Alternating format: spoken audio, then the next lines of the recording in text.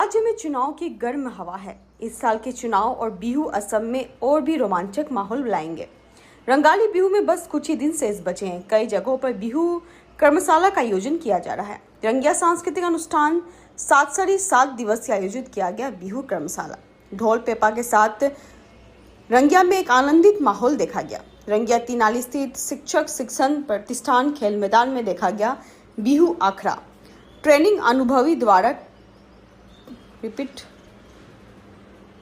अनुभवी ट्रेनर द्वारा ट्रेनिंग दी जा रही है। News report daily 24 live.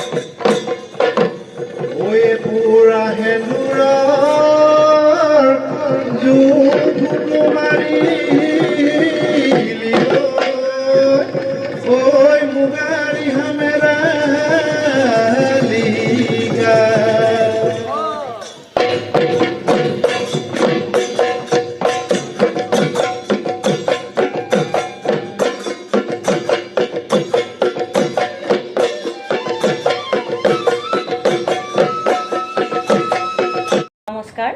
আমাৰ হাতখৰি যিটো আমি গোট সেয়া আমি যোৱা বছৰ আমাৰ জন্ম হৈছিলে। আমি 4গৰাকী মহিলা আৰু 2গৰাকী পুৰুষক লৈ আমাৰ এই গোটটো জন্ম হৈছে আৰু আমি সদায় এনেকৈ থাকিম। আৰু আমাৰ সভাপতি ৰূপে আছে আমাৰ ৰঙিয়া সমষ্টিৰ সন্মানীয় বিধায়ক ভৱেশ কলিতা ডাঙৰীয়া।